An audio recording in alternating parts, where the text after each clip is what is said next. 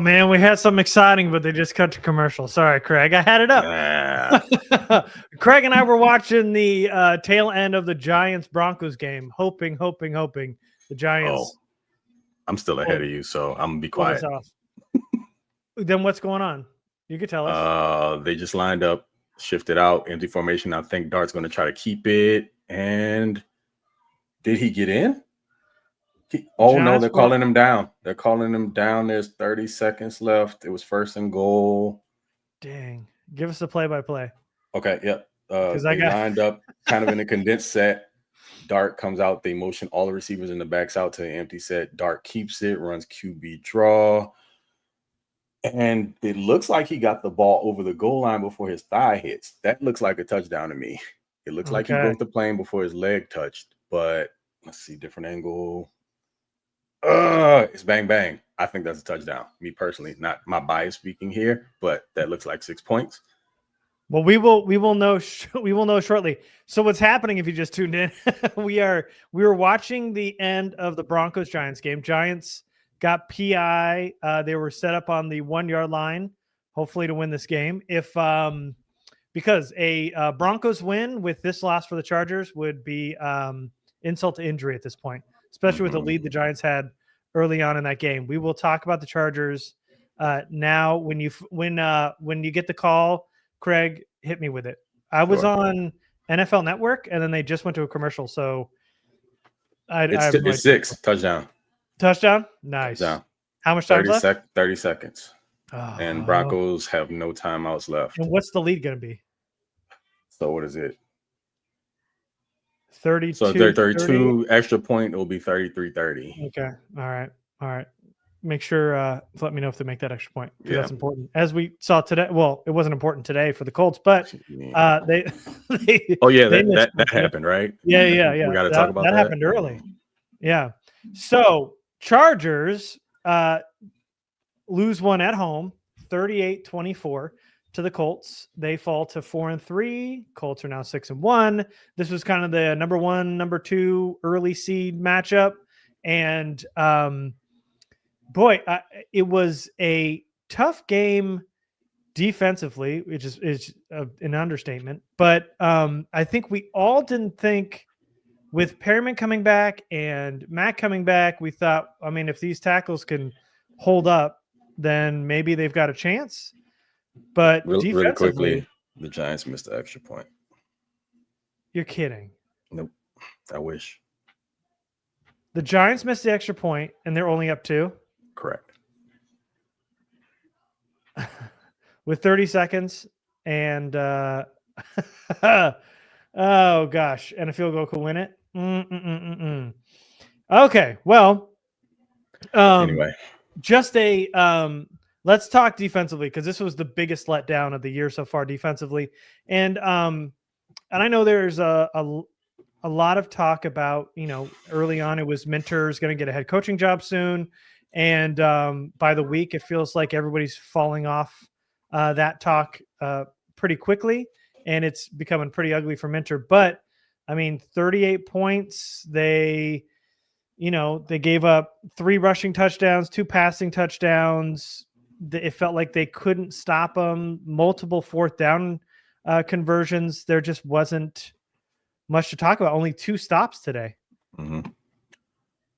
This was one of those games where, to be completely honest with you, I don't think very many people are shocked that they lost. It's just the fashion that it happened. Like, to be completely dominated by an offense in this way. And I owe the Colts an apology, because my biggest question mark was, well, who have they played so far this year? When you look at the win-loss record, the Broncos being the best team that they've beaten, and same Broncos team is now down 2 points to the Giants, but we lost to the Giants. So anyway, the biggest issue here is that the defense seems to be falling apart. And that's even with the return of Khalil Mack and Denzel Perriman. So yeah, all the talk about Minter still, I think, is a very good defensive mind. The issue that I think now is that there's only so much scheming you can do to account for lack of talent. The Chargers have a bunch of bodies in certain areas that I think is catching up with them, especially when they go down. Like, you had attrition on the defensive line. Otito Ogbonnia wasn't even really a part of the regulatory rotation until what's my guy's name? Got hurt. T.R. Tart? No, not Tart. Hand. Until Hand went out. So you got Obonya in, Obonya goes down, and now you have even less of what wasn't necessarily a very talented group up front, and they're just getting destroyed up front on the line of scrimmage. The last couple of weeks, it was the edges. Well, then you thought Khalil was going to solve that problem. I'm not even sure how many snaps Mac played today, but it wasn't really even getting cooked on the edges. They were just getting dominated up and down the line of scrimmage, but specifically on the interior. They were getting manhandled on the defensive line. Like all the surge the Colts wanted to get on any type of running play, they were able to get. There was decent protection for Daniel Jones. I would say the pass rush was okay at times, but just overall, collectively, the effort was lacking. And the playmakers you expect to step up just weren't doing it today. There were open holes in all of the zones, and almost every play action play that Daniel Jones ran was successful because the running game got whatever it wanted. This is a very real problem moving forward, and I think maybe people now understand why I was adamant about them trying to trade for another interior defensive lineman, because the collection of guys, great, they can manage. But when you start losing them, what was already technically, like I said before, a weakness just due to talent becomes an even like a greater weakness.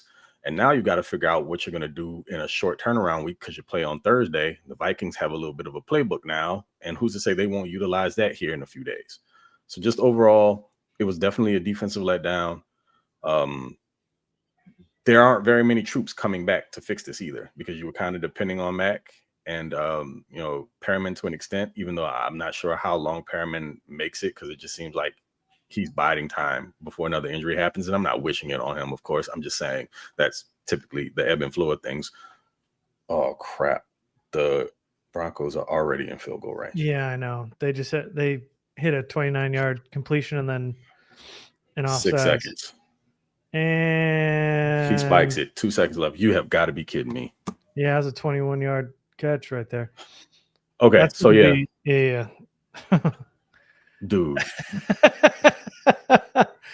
Horrible sports weekend for me all the way around. I'm a Miami fan. We lost on Friday. That's when we started the weekend. And the Chargers do what they do. And now this. So whatever. But again, collectively, the defense didn't show they could up. still miss it. Hopefully. They could. I'm not holding my breath on this. Yeah. But defense didn't really show up. No. And it just kind of felt like the Colts were just kind of the better team today. I mean, they've got everything rolling right now, and we caught them. Felt like at their they made the field goal, right? Yes. Yeah. Okay. So Broncos win, and the Chargers drop to second place. Mm-hmm. Broncos are now 5-2. Chargers are 4-3. Terrible. Man, terrible. But anyway, it just felt like the Colts were such a better team today. And I don't know, we were talking before we got on, I don't know how many snaps Khalil Mack played today. Like, I know he had the sack, and I saw him a few times, but it just didn't feel like he was like 100%. And I don't know about Perriman either. He didn't seem like he was all that active, but it just felt like, it's two guys coming back from injuries, kind of playing sparingly, getting back into football shape and all that other stuff that comes with it. But, it just felt like, it just was not the Chargers' day. And I know that they put up a ton of yards and they mounted like somewhat of a comeback at the very end. And there's some like bright spots offensively, but defensively, I don't know what you do from here other than like trying to make some kind of trade, whether it's an interior defensive line, whether it's linebacker, whatever you feel like you need to get going, because I got to be honest, I don't think Deion Henley's been good since the flu game. Ironic. He's just, yeah. Somebody in the Discord was like, go give him the flu again, like get him sick. Cause I don't know what happened, but outside of that day, we just have not seen the same guy. And it's not like, they have any real world beaters at wide receiver, but Alec Pierce almost had 100 yards and Pittman got his, and it felt like Tyler Warren was open anytime they wanted to get him the ball.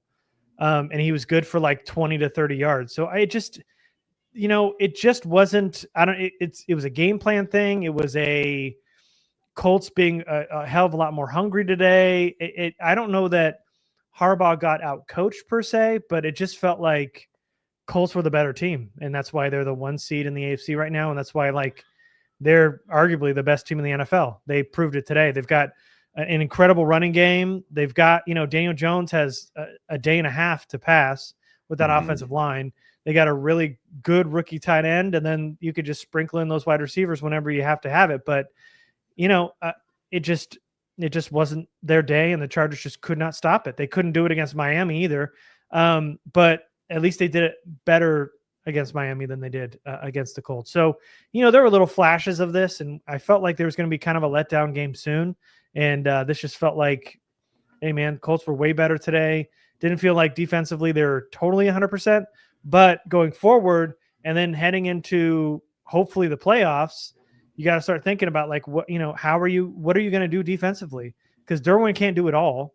I know you want him to, and he tries to, but there's got to be something else here because there wasn't enough.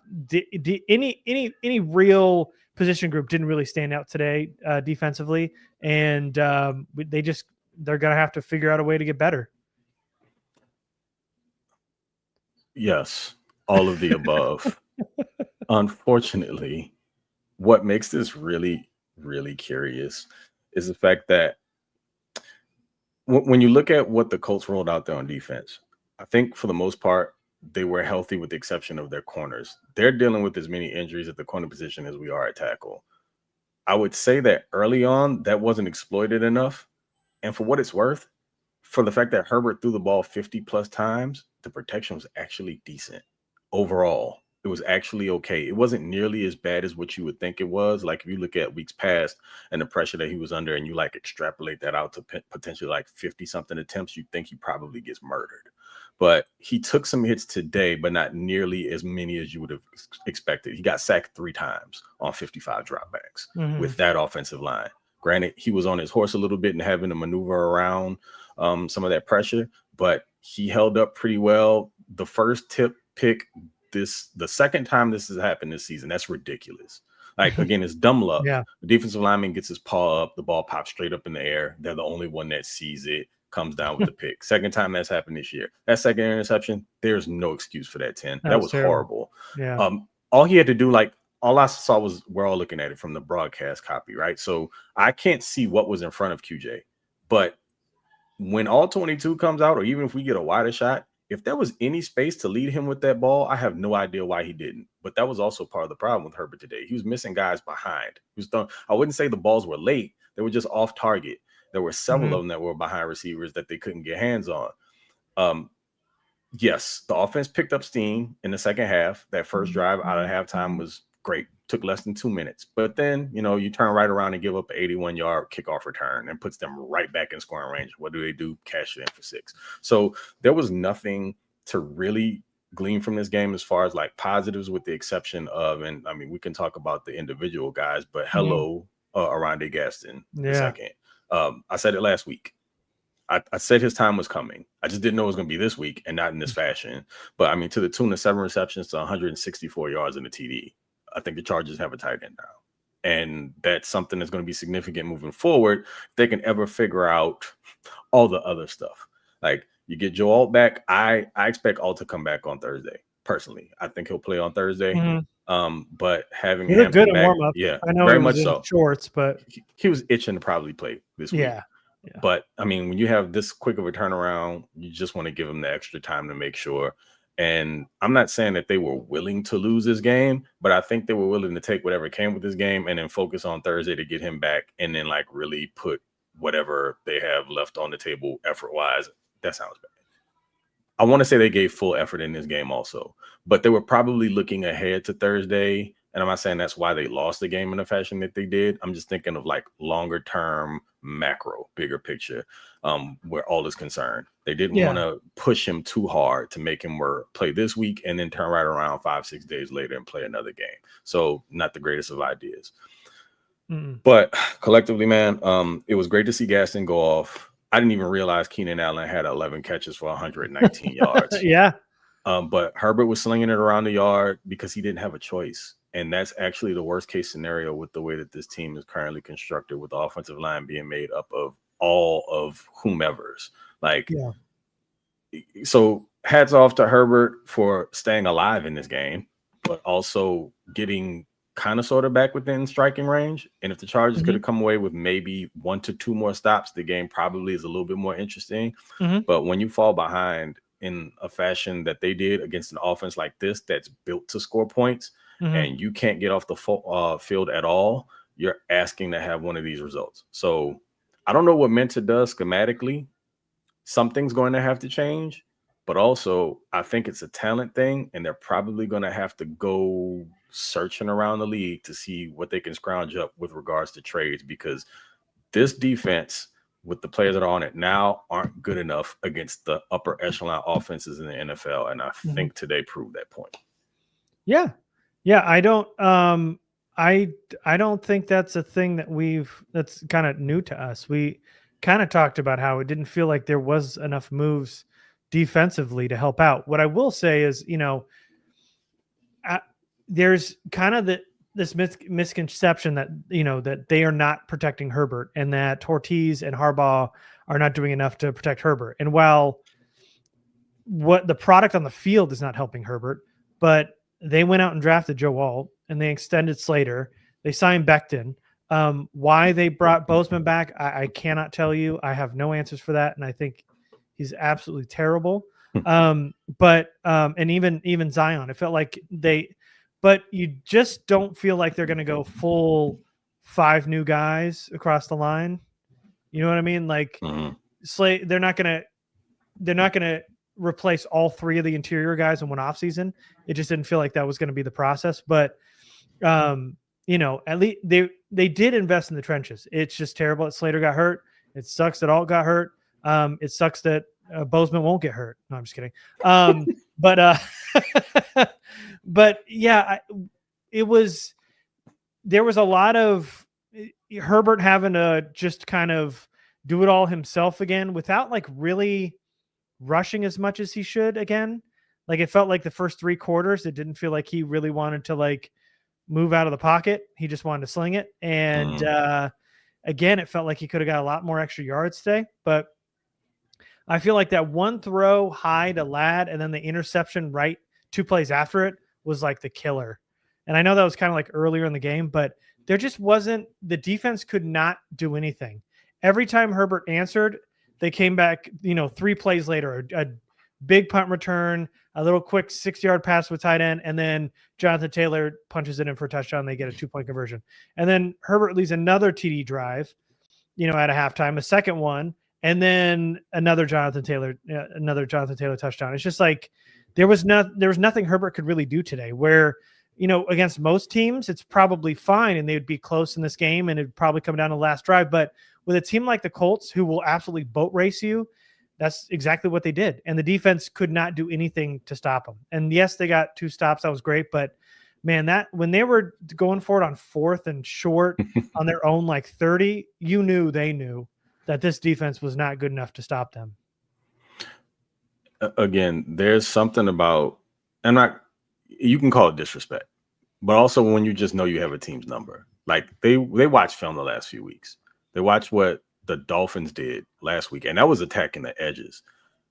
They didn't care about where they ran the ball today. It was happening wherever they wanted to, whether it was out on the edges, which they didn't attack a lot, but you saw a lot of power and pulling guards and everything today. And wherever you saw a pulling guard, you could expect that there was a run coming right behind it. And Jonathan Taylor was talking about, on his runs, on his TDs, not even touched.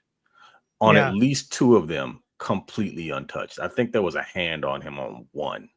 And that is completely unacceptable. The problem is that when you have that many offensive linemen clearing the way, that means you're getting worked on the defensive line. But then also you got these 300-pound bodies that are slamming into your second-level guys. And then you still have there might be 1 free person like safety in the secondary that if they get caught flat-footed, Jefferson did on one of those TDs, then it's over. It's a house call. So this tells me that they don't have enough size on the interior, and we can keep saying talent, but they got physically dominated today. And I know they worked on getting bigger, but apparently just bigger isn't enough. They need more talent on the interior to help muddy some of those things up.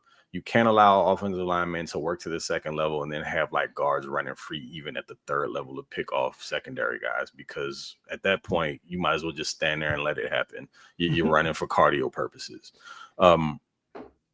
Again, I don't know. No, go ahead. Go ahead. Oh, I was going to show you something. Casey was alluding to it in the chat here, but I don't know. Can you see this?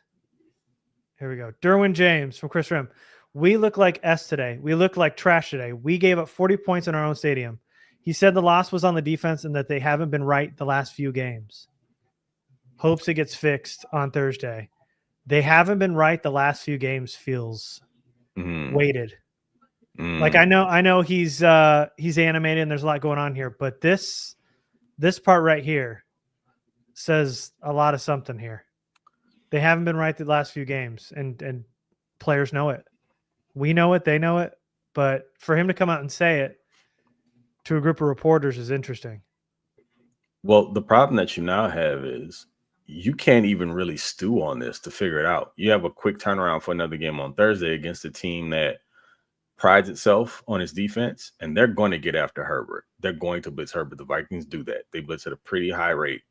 And to go out there and expect Herbert to have to drop back 50-plus times again against that defense is insanity. Not with the offensive line, even with Joe Alt back. So I'm not sure how much fixing you can do internally with the guys you have by Thursday, but they could be in trouble of having a quick back-to-back 2-loss and being at 500. And, I mean, there's a direct path to it. There's not a player that I think you're going to bring in that's going to affect anything by Thursday. I mean, if Ortiz is on the horn now for someone impactful, great. You get them in by tomorrow, wonderful. They have to do the physicals, all that other great stuff. If they're able to step on the field and literally just stand in one place and not be moved off of the ball for 4 quarters, I'll take it. That works for me.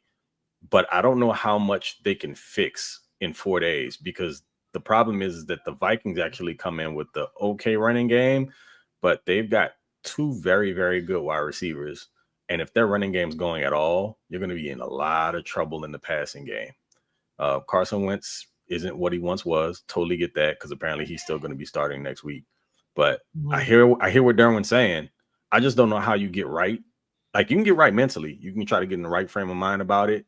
Guys are still beat up, so there's not going to be a whole lot of time for recovery.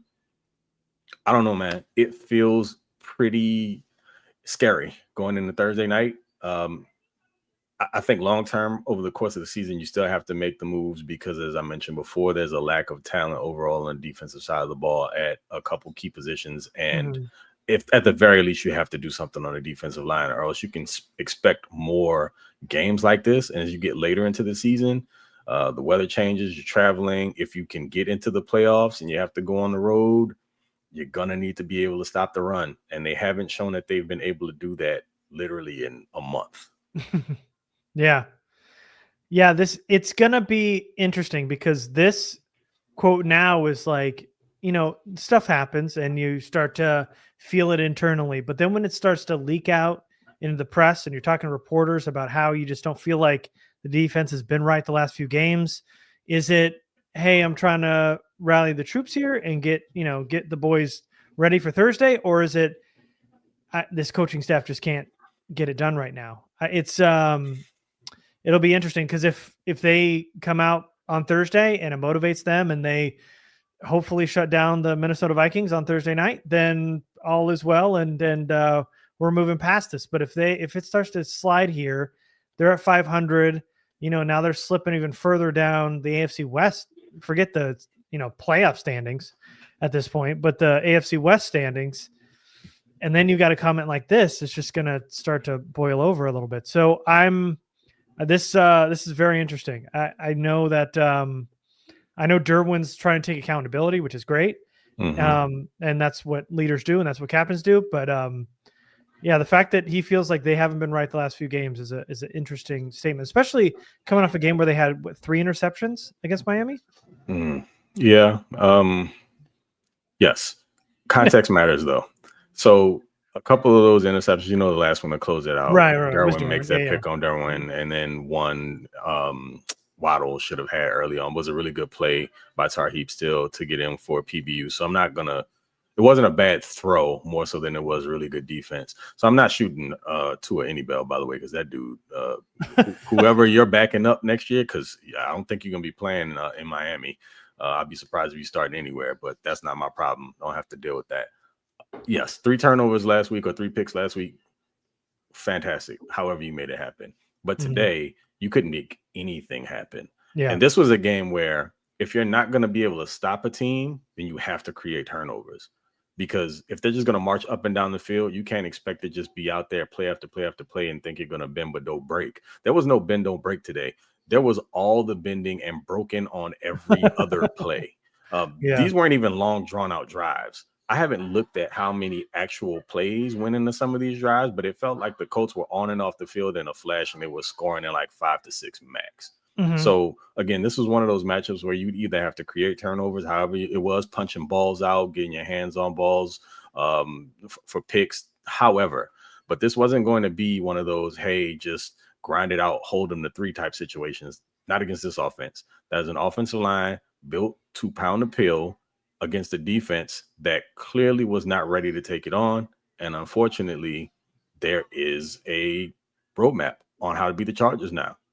And you've got to do something about that. You can rile the troops up however you want. You can have all the motivational speeches you want. You can do all the Harbaugh-isms you want. But at some point, talent has to shine through. And there's only so much motivation you can give to a guy that's second or third team that doesn't normally see this many snaps that now is. But he's out there going against the Quentin Nelsons of the world and other top-tierish offensive linemen that literally can just grind you into the dust for 4 quarters. So now the Chargers are kind of sort of, I'd say, 4-3. They're at a crossroads now. Forget waiting until Thursday. And again, like I said before, I don't know how much you can change in between now and then. But if you wake up on Friday morning and you find yourself at 4-4, starting the season having won 3 division games straight, you got to look yourself in the mirror and ask some really difficult questions. And where you have cap space next year, that's great. And I know how much Ortiz loves his draft picks. Totally understand that. But you can't be in the hoarding business. Not right now. Not if you expect to have any success for the remainder of the season. And they're down to 5 picks in 2026. You can probably trade down in the first round and pick up some more if you want to go that route, however you want to do it. I understand planning for the future. But if you want to be competitive this year, it's going to take some pretty drastic maneuvering. And I'm not saying you sell the farm just for this season, but you have to do something. There are no troops coming back in to rally to fix that defense. It's not happening. When Hand comes back off of IR, great, but that's not a fix. That's not the end all be all. And collectively, like I said before, you were able to attack the interior defensive line with bodies, but now you have less bodies. So the question is, what are you going to do about it? So to answer your question, I'll go off of what you were talking about. So in the first quarter, Colts went 5 plays, 75 yards for a touchdown. Then their next drive, 17 plays, touchdown. Next drive, 8 plays, 80 yards, touchdown. They end up punting. Then the field goal right before the half. Then 2 plays, touchdown. 5 plays, 73 yards, touchdown. So it was like there was only one drive where they ran over 10 plays for that touchdown. It was just quick strikes, big chunk yards. And they wasted no time at all and just immediately went back and answered anytime the Chargers, started to mount any kind of comeback. Where this game could have gotten competitive, it's always the middle 8 with this team. I feel like always. I don't know why it is. But that pick Herbert throws in the red zone or almost in the red zone, that was a backbreaker. Because you come away with at least 3 there. You come out of half, you put up another points, you get a quick 10 points on the board, and now you're cooking a little bit. Now, granted, give up an 81-yard kickoff return to put them right back in scoring range. You can't foresee that happening. But at least you make it a little bit more competitive. Maybe that fires the defense up a little bit more. Whatever. I don't know, man. But what can't consistently happen is what we've seen now throughout Herbert's career. Because this is crazy, right? You can say what you want about Brandon Staley and the terrible defenses. We get Mentor in here to kind of fix that, and to a degree he does. Last year, they were really good, but specifically against teams that weren't great. Playoff teams, different story. This year, They lose a couple pieces, try to, like Puna Ford, which I still think was a vital loss. You replace it with bodies, and early on it works. But then again, attrition sets in. You got your injury to Mack, other interior defensive linemen, and now that's exposed. The problem is Herbert's still dealing with the same thing he always has. Defense that's not stepping up to assist. Now, granted, he is not without blame. I keep speaking on that pick today. Terrible throw. But when you look at the heroics in the second half to try to throw the team back into the game, you can score at will, but if you can't stop anybody, then again, it just looks nice in the stat sheet in the box score. So he's got he set a record for passing yards for career today. Great. They lost 38-24. He had to pass the ball 55 times. That's not a recipe for success. Oh, by the way, this was never supposed to be a Jim Harbaugh offense. Like, you look at a quarterback throwing the ball 50 plus times in the Jim Harbaugh offense, you know something went terribly wrong. Yep. But unfortunately, this is kind of where they are, and they're not equipped to play in shootouts if they don't have a defense that can't at least create turnovers more often. But you don't want to live and die in games like that. You want to be able to, who said this? What is the Colts? I think their motto is like pass to score, run to win. So that's kind of sort of more-ish in the Harbaugh realm, I guess. But I mean, when you have a quarterback like Herbert, but unfortunately, when you don't have a defense that can stop a nosebleed, then you don't really have that option. Yeah. Yeah. I do want to go back to Aronde Gaston, though, because he was one of the few bright spots today. By the way, Herbert came out and said that he was part of the issue of why they lost today. And that he just accountability matters. He cannot. It's something about we can't expect to win games when I turn the ball over in the red zone like that. I just can't turn the ball over. Sounds way different than another quarterback out in Miami that I heard talk a couple of days ago. It's weird. Leaders sound different, man. Real leaders, they talk a different way. Interesting. Absolutely. But 7 catches, 164 yards, a touchdown on Gates's day, by the way. Honoring the best tight end of all time. But, it just felt like this day, we've talked about it for weeks, and you keep alluding to it, that it was just like at some point that dam was going to break. And today was that day. Aronde Gaston is like slowly turning into one of the Chargers' like best and maybe like one of their most reliable receiving weapons at this point. QJ, two drops today, one of which was really bad down the seam. The second one was a little low, a little bit behind, but I mean, it hit him in the hand, so still catchable. But and then we saw Will Dissly make a terrible drop over the middle of the field. But Aronde Gaston, like whether it was over down the seam, whether we saw him get vertical on a pass and then get some yards after the catch. I mean, he was awesome today. And there was a catch or two because, and this has been happening all throughout, since he's been starting. He feels like Keenan Allen when you catch it, and then you see that 80, and you're like, oh, wait, that ain't Keenan. Like, he's got the body type and the hands that kind of feels like it's one of the wide receivers that's making that play. But, man, he keeps coming up as one of the best and more reliable receiving weapons throughout this team. Ladd kind of having like an up-and-down season so far. He had a pretty good game. I mean, he had some important catches, too. I think he had 9 catches today. He was targeted a ton today. So was Keenan. But of the targets that Gaston had, which I think he was third on the team, he made the most of all of his receptions. I mean, he didn't get 15, 14, targets like Ladd and Keenan did, but still was able to turn in 164 yards and get a touchdown off that. So I just love what he's been adding to this wide receiver group, a group that like felt like okay early on because we didn't really know about QJ. We thought Ladd would be great, and then things have just kind of been, roller coaster. And we didn't know, like, was Keenan going to be vintage Keenan? Was going to be like Keenan from last season? It was hard to tell. But now we're seeing like flashes a little bit from here and there from the wide receivers. But Gaston's been a steady presence in this passing game and really shows that he can be a weapon. Keenan being that like third down, Ladd being that third down, QJ being the downfield threat. But Aronde Gaston today showing that he might be closing in maybe on that like number 1 target monster now.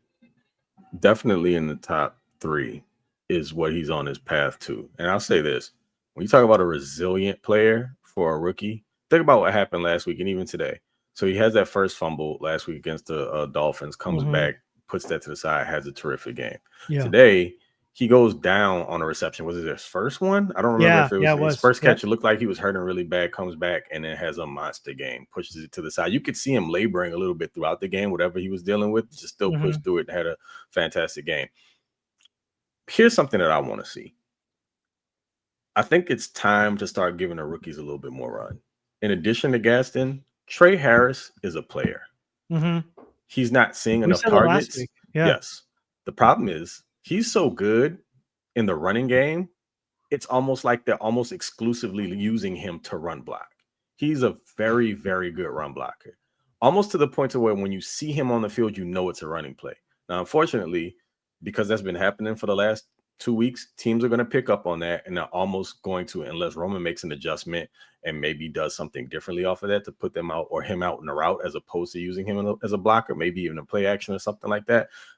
This is a team that's way too horizontal. They don't have the big play down the field passing down pat yet. You could absolutely do that with Trey Harris. As a matter of fact, that's what he did at Ole Miss.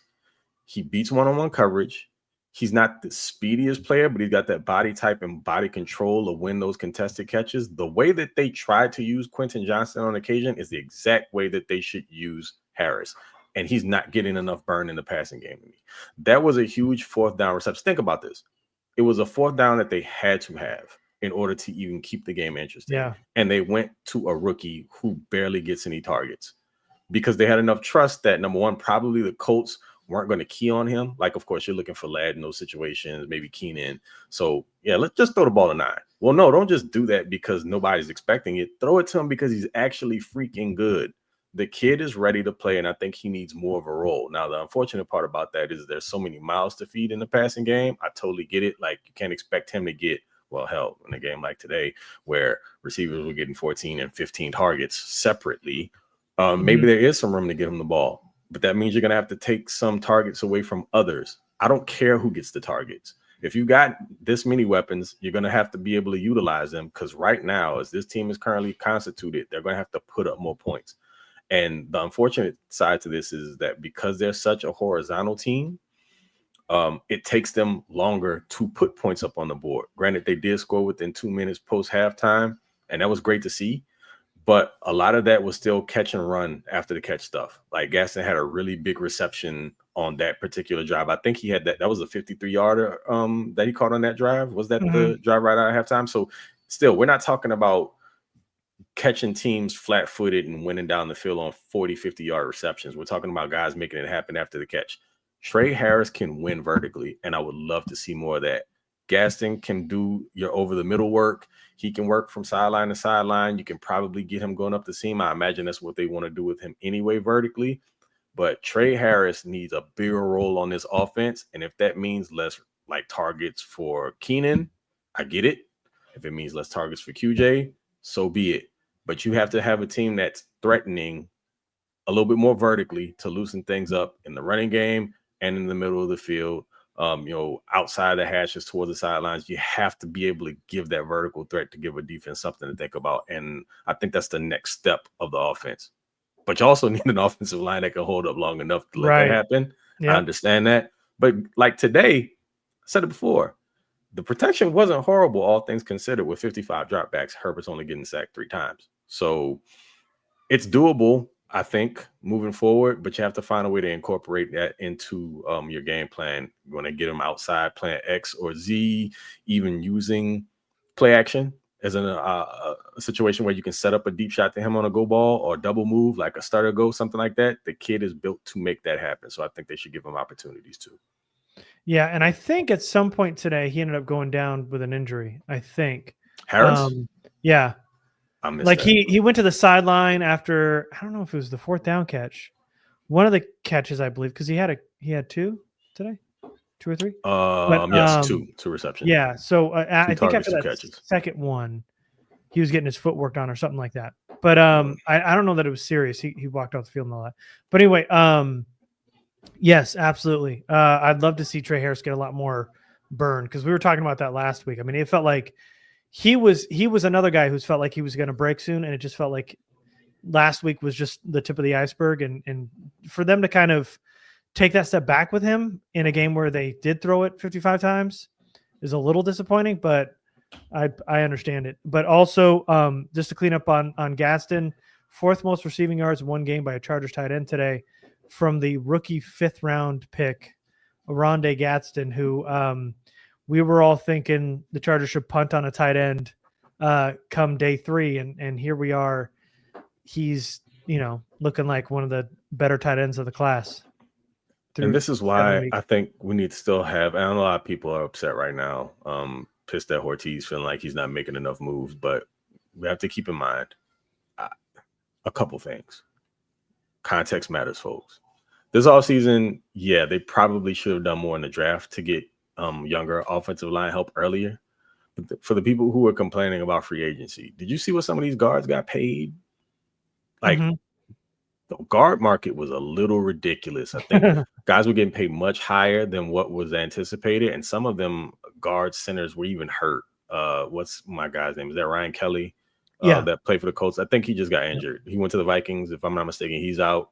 I think his running mate went with him to the Vikings. Can't remember what that guard's name was, but there were a couple names out there that people were wanting the Chargers to go after, but some of them got paid big time bread, and some of them aren't playing. That being said, I know that you're looking at it like, well, okay, sometimes you just got to overspend to get what you need. Totally understand that. That just doesn't seem to be this team's MO. But what we will give them credit for is nailing some of these picks that people don't even think will matter, because they ultimately end up being high-level contributors to the team and guys that they're depending on week to week. The rookies are stepping up in a major way, same as last season. This is a reoccurring theme. Your mid to late round rookies are playing high level ball, and that has to mean something. Unfortunately, this performance is overshadowed by the fact that it came in a loss. But what you know that moving forward is that Herbert's got additional weapons, whether it come at the tight end position, which we've been clamoring for years, or at receiver. You see guys coming up like a Trey Harris. KLS was inactive today, but you saw he had promise during camp. So the young talent is growing and they're cultivating it, but they got to fix the trenches, man. And I don't know how much is going to happen with regard to the offensive line. Like you put out a pod about some of the names that were dropped that you got information on, which was cool to know. But they have to do something about the interior defensive line. And I think also that we saw today at Kamani Vidal, it was a great one game, dog, but it was also against the worst running defense in the NFL. Hell, Quinshon Judkins just cooked them again today. So you should have taken last week with a grain of salt, and I don't want to disrespect Kamani, but it was a great performance, but you have to consider who it was up against. So them going after another running back is vital until Hampton gets back, because they have to have a running game. That was non-existent today. I know they fell behind, so that kind of took it away, but it wasn't going to be all that effective, even if it was a closer game. And you got to get interior defensive line help. You only have so many ways to get that done in a singular season, though, right? So we're in the year. We don't know what they're going to do to get it done, but they have to make some major moves, and that might mean giving up some future draft capital. Yeah. It's there's a lot there, and I just feel like with the cap space that the Chargers had, it just felt like I totally understand about the guard market, and I felt like Becton was a really nice, almost like under the radar kind of cheap signing because he was later in the free agent process to sign him. But it's tough because this is what I wanted to get to, because Payway asked it, and I feel like a lot of people are asking it. Like, how much do you put on Jim Harbaugh at this point? Because, like, he says he's so fun, but so stubborn, and we don't adapt in a lot of phases where we have clear gaps. I mean, obviously, special teams has regressed mightily the last couple of weeks. I mean, they've just been downright terrible. I mean, outside of Dicker being like an angel sent down from heaven to make every field goal possible. Even when the game was on the line, it was like, oh, Chargers won. Like, immediately that's how confident you can be in a kicker, and he's amazing. And I have nothing but good things to say about him. But punt return team, kick return team, just not good enough on either side of the ball. Whether it's the kick team, return team, how much do you put on Jim? Because I just don't feel like I don't feel like I know you got to place your blame somewhere, and I totally understand that. And by the way, Mac came out and said the exact same thing that Derwin did about them playing like us today. That word's flying around the locker room right now. But I understand that they're getting penalized and stuff, but it kind of feels like it's like the same cast of characters they got thrown in because they got signed off the street, like Bobby Hart. Like he continually gets penalties. Deculus, who like just wandered on a play downfield and makes a boneheaded play, he shouldn't even be on a football field. And neither should Bobby Hart, but they have to because there's so many injuries. And I think Popper said it was the 6th and 7th string tackles in today. So, and then all the major injuries, and we talked about it every week, but then when they get cooked by a good team like this, it's like, well, why didn't Jim do more? Where, like, I don't know. It felt like the Commanders game felt more damning towards Jim than this did. Because this just felt like a really good team that they caught at a really bad time. That's really hot. That just has an incredible offensive line and a run game that the Chargers just can't stop. They couldn't do it against Achane. They couldn't. I mean, they haven't been able to really do it all year, except early on in the season when they had everybody. But how much do you put on Jim? Because it just feels like with the roster that he has and the guys that they have to put in place right now, I'm not ready to be like Harbaugh sucks and he's a dinosaur. Like Pete Carroll is a dinosaur. What he's doing to the Raiders, I'm happy about, but also that was the problem in Seattle. The last 3 years of his tenure there was that he was so outdated. NFL like passed him by. Whereas, and now the Raiders rehired him because of course they're doing Raiders things, but I don't feel that same way about Jim Harbaugh. I do not feel like he's being like out coached every week and that, you know, he's an old man and he's got to like, you know, give it up for the young minds and stuff. I don't get that. I don't feel like they're being out coached. It just feels like Colts were a more talented team and they won today. How much blame are you putting on Jim? Not a ton, because his style of football beat him today. Like, yeah, you understand that this style works. It's proven. He's done it throughout his entire career. It worked against him today, but the reason why is because they had the actual pieces in place to execute. Therein lies the problem. You can try to adjust to be outside of what you typically are, but the problem with that is if you build a team a certain way to run a certain style of offense and or defense, and then you just start having to play with guys who have no business being on a football team whatsoever, you can make whatever adjustments you want. The talent isn't there to execute. You're not going to make it happen. I'm not sure how much of the blame that you can put on Jim Harbaugh, because I don't know what you want him to do. Like, yeah, he could go to Ortiz and they do the Batman and Robin thing and be like, hey, go get me player X. Well, Jim, if you want that, it's going to cost us this. Are you willing to mortgage the next 2 years to do this for right now? Yeah. Or also, we're going to have to pay this dude too. So I think that the in-season maneuvering, no one prepares to have to replace all of the injuries that the Chargers have right now, specifically on the offensive line. And now it's starting to happen on the defensive line. You can try to prep for all of this. I don't think anybody goes into the season thinking, hey, best case scenario, well, unless you're Tom Telesco, but I don't foresee that, or I didn't think that, you know, they foresaw any of this type of injury luck or lack thereof happening. Now it's the Chargers, so you should probably just expect it. But when we're talking about pointing fingers, you know what Harbaugh says, like he leans on his staff. He's going to live and die on his staff. Yeah. So he's expecting them to coach these guys up. But again, the problem is that how much can you coach up a dude who was sitting on a beanbag chair 2 weeks ago and hadn't played football in 3 years?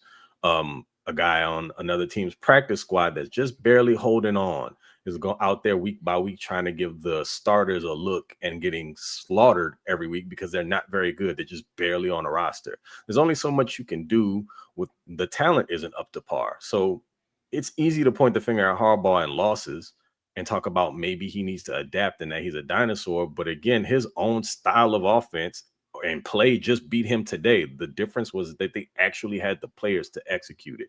So to me, I feel like people are just kind of pissed off that they're losing. I totally understand that, but you have to take in all of the information to come to a realistic conclusion. What do you expect them to do right now that doesn't cripple them moving forward? And also, what kind of adjustments do you want them to make with the type of players that are on the field currently? I just don't know. Yeah. Yeah. I mean, it felt like they were trying to build an offense around what they wanted to do. And then when your top 2 running backs are gone, Didn't even mention that. Yeah. and then your top 2 tackles are gone. I mean, what are you expecting? To me, I understand that there's like frustration and everything, but I'm not like in on like Jim Harbaugh sucks. And am I frozen? Yeah, you Cool. Which is this image totally cool. But I'll keep going with the audio and then I'll get back out. But it just feels like when you're like the comment like Ortiz is bargain shopping. I mean, you just mentioned it, Craig. Like who exactly did you want to start? This free agent class wasn't all that good. So like, who did you want to go get? And would you overpay for a guard, or are we going to run back this whole JC Jackson type scenario where you're overpaying for a guy that just doesn't work out, and then you're hamstrung for the next, couple of years? I'm not with it. It was just a better team today, and they got to figure a way to get it back together. All right. I'm gonna get out real quick. Yeah, go for it. Yeah. I'm going to talk about what you could probably criticize with regard to the team building. They absolutely needed offensive line help, but I think they hedged themselves in the draft by not getting offensive help early, thinking about Herbert needing more weapons, because that's all we heard for weeks. Give Herbert more to work with. So you can't have it both ways, right? Yes, Herbert needed additional weapons. So that's what they went out and did. They got him more weapons. That was the focus. That came at the cost of, we can't get the best offensive lineman in the draft, or maybe we might need to wait and bide our time here and see what falls to us. Like, there's different schematic things, I guess, or planning things that they could have done to ensure that they got something a little bit earlier.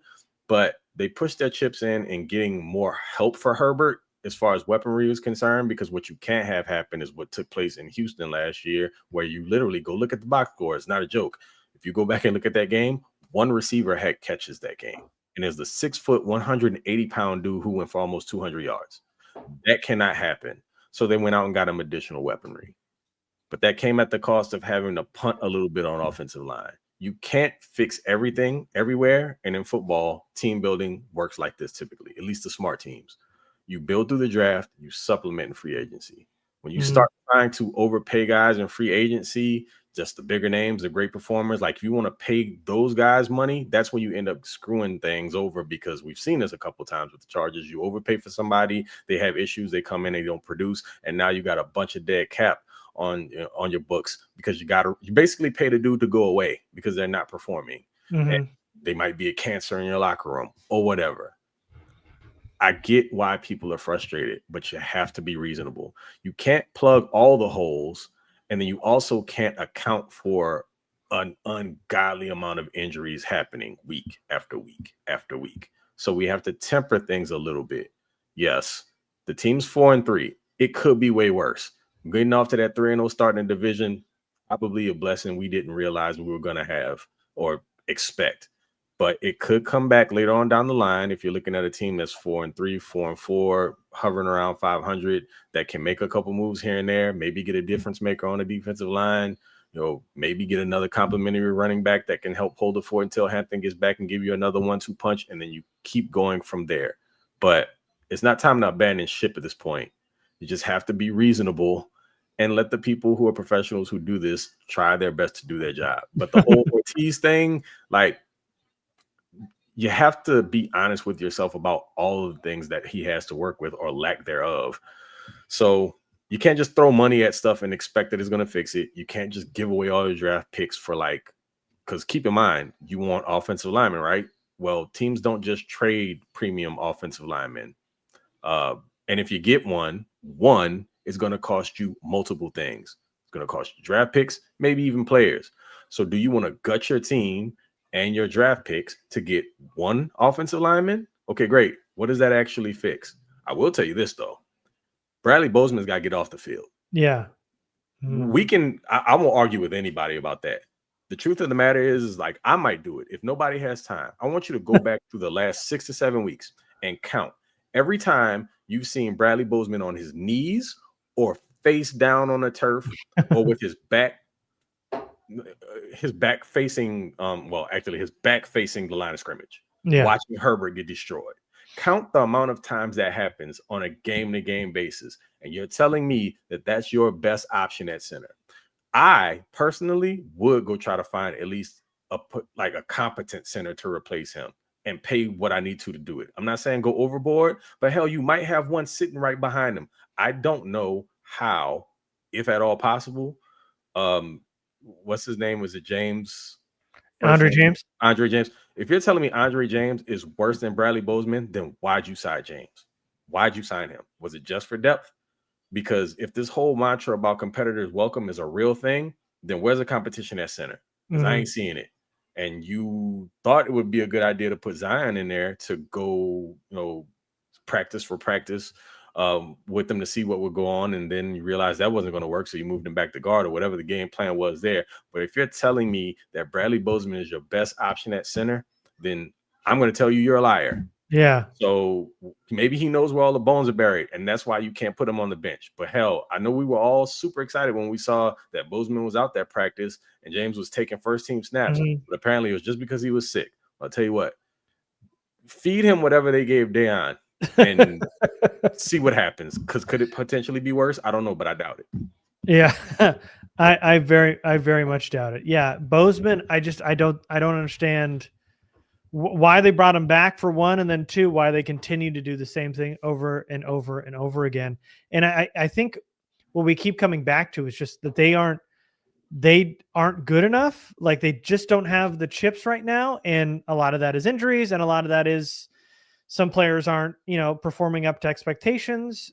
But if you're talking about, hey, they got to get better, then you're also talking about a team who right now is 4-3. If you're saying, hey, you got to get better, then that doesn't mean mortgaging your future and then trading for a center and losing draft picks or, trading for whatever. So you're not going to be able to have it both ways. There's going to have to be a dance here where if you can, do the kind of swap like they did with Gilman, where, Gilman wasn't part of this plan anymore on defense and they needed an edge rusher. So they were able to kind of go pick for pick and then swap some late round picks, or player for player and then swap picks. I mean, that worked out perfectly because they still, were able to get a pick and they upgraded their edge group. But I don't know what you expect to happen overnight with as many injuries that's happened. I just don't know what fans are expecting to just like flip and be back to where they were week one, where they were 100% in Brazil. And then again, Payway, how much do you wonder about internal scouting? Because wide receiver are a strength now, sure. Offensive line and edge are weakness, but then you look at edge and it's like, well, what, they drafted Kyle Kennard, but that was, day 3. And then they drafted Joe Alt, who looks to be like an all-pro right tackle when he's healthy. Right now was graded as one of the best left tackles in football before he got injured. So, it just feels like they're missing on Zion and Bozeman, and it felt like they really needed to replace those two. They obviously felt like they could run it back one more year, and it feels like they let it go 1 year too long. But also, it didn't feel like there was a lot to go on after you got Becton. It just didn't feel like there was a ton of guard space to go with, unless you're going to go in the draft. And obviously, they went the way they went in the draft. I think we can agree at this point that we didn't expect the defense to be the Achilles heel. Right. And strength last year. Yeah. Yeah. If that continues, they're not going to win very many more games. No. Because offensively, this is not a team that's built to score 30 plus points a game with the style of offense that they want to play. They're not trying to toss the ball around the yard 50 plus times. It's not what they're looking to do. So it makes you wonder, if they are going to place an emphasis on trying to bring in 1 or 2 more defensive pieces during the season, because again, this isn't a situation where like with Alt, you're just waiting for him to come back and then that fixes your left tackle problem. There are no reinforcements like that coming on defense. You're going to have to make a play for at least one player at a level of the defense that you have to have it, which is on the interior. And I'm going to tell you why it's much more important that they get a defensive lineman than say like a linebacker. Like they got an edge in the OA, and that's going to be a part of your rotation, but Dupree probably never needs to see the field again. That's a different conversation to have. But when you run as much zone defense as the Chargers do, then you are banking on your front four getting to the quarterback. You're banking on your front four being able to stop the run, two gap, things of that nature. If you don't have that, your defense is basically useless, because if you can't get to the quarterback, then all they have to do is hold the ball and allow receivers to get into those windows in the zone and just pick them apart. Daniel Jones did a little bit of that today. Jones is not a fantastic quarterback. What do you think happens when you go back to Arrowhead and you have to play Patty Waddy again? You know, you get into the towards the end of the season, you start playing some of those better quarterbacks. If you make a playoff run, you get in, you absolutely see a better quarterback. You've got to fix the defensive line.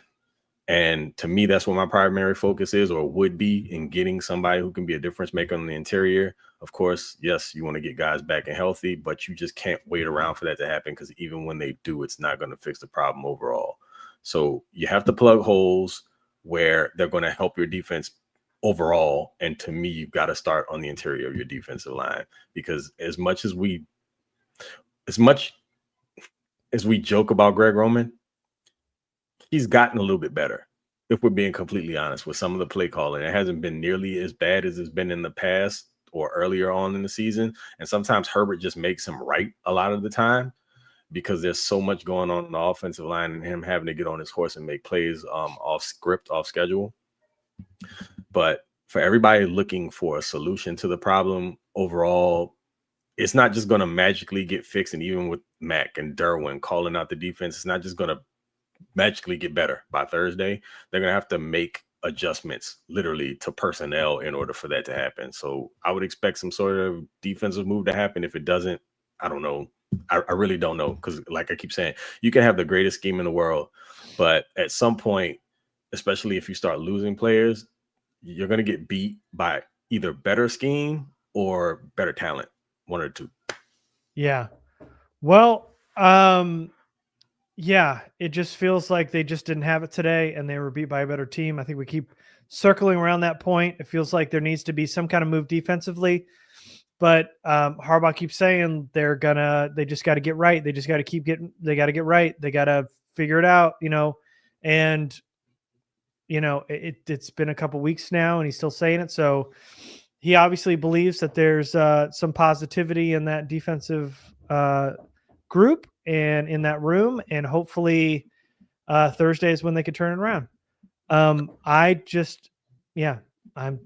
We'll just see how it goes on Thursday, because this was didn't feel great, but not super surprising. Still 4-3. Go ahead. You got one last thing? I was going to say, I saw this question pop up from Jay. Yeah. Like, what interior D lineman is a good fit there? Easy call. Jeffrey Simmons from the Titans. They're not giving him up. The only problem is they say they don't want to trade. Yeah. That would be my ideal interior defensive lineman. I have to look around and see a couple of other teams that are probably down in the dumps and their seasons are virtually over. But that would be my ideal defensive lineman for this particular scheme, because he can do both. And it's going to make your pass rush better. It's going to give your corners more opportunities to jump routes, not have to be in coverage as often or as long, should I say. But that would be my primary target, but unfortunately it doesn't look like it's going to be an option. Yeah.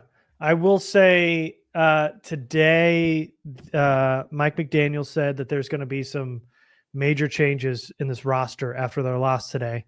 He said there's been multiple players who've been bringing a bad attitude to this team and dragging down the roster. So if you're looking to poach a player, go look at that Miami roster. Yeah, that dude is going to be looking for another job soon also. What do you think about making a play for Minkah Fitzpatrick? and improving this corner room. Well, Minka's Not the more. biggest. Minka plays safety, all right. Yeah, kind of nickel. You can move I him mean, around. I'm fine with whatever helps in the secondary because I know that that's pretty much was what I consider the strength of the defense at one point. But I wouldn't hate it. I'm just not really focused on secondary play Yeah, right me now as neither. much as I am on the defensive line and on the interior. To me, that's the primary focus is your interior defensive line. So scour the rosters however you can. Look at some of these really bad teams and see if you can get or poach one or two of these guys. And for me, that's it. Like Minka Fitzpatrick sounds great, but I mean, what difference does Minka Fitzpatrick make when you can't stop the run? Minka Fitzpatrick isn't going to stop 15-yard runs. Like he can come up maybe potentially and, whether it's cover 4 or something in zone where he has a run fit and come downhill, maybe stop a run for breaking for like 30, 40, 50 yards and a touchdown. That's great. But how about just clogging the run up and getting a stop at the line of scrimmage or holding it to 1 or 2 yards? He's not really going to do that for you. So I'm more interested in trench work right now than I am secondary. Sure. Yes. Is it ideal? No, but it was the first name that came to my head. I thought, hey, if you wanted a piece so you can, help Derwin roam a little bit more and Minka roam a little bit more, it just feels like a pretty good fit. But I don't know that like propels your defense to so much. It's not making the team so much better. It makes it more flexible, but that doesn't mean better. No. I'm thinking also running through teams in my head. So the Jets suck. Quentin Williams, why not? I mean, but if you want Quentin Williams, you're probably gonna have to pay the farm for him. That's another one. I mean, Simmons is gonna cost you also. But I'm just big time. Yeah, he's having a year too. Yeah, I'm just thinking if you want to make a splash and you're really serious about it, those are the type of guys you go after, but you have to be willing. But to me, it's worth sacrificing for that because those are down in and down out difference makers. And they make the difference at the most key areas of the game in the trenches. Sometimes you just got to sell out for players like that. Like, I'm not talking about just good players. We're talking about elite, top of the league type players like that. So if they make that move, I'd be all for it. But you probably have to get creative in how you get them because you still can't give up like your entire draft in order for that to happen. Absolutely. All right. Well, that does it for us. Thank you guys for joining us. Make sure you're subscribed. Make sure you join the Discord. We dropped some names that are possible free agent targets that the Chargers have talked to other teams about that are not including defensive line. We'll see if we can get that. But other than that, make sure you're following us and you are keeping up to date. You know where to find us on Twitter, Discord. Make sure you're subscribe to the channel and everything else, and we will see you next time. Thanks, everybody. Big salute.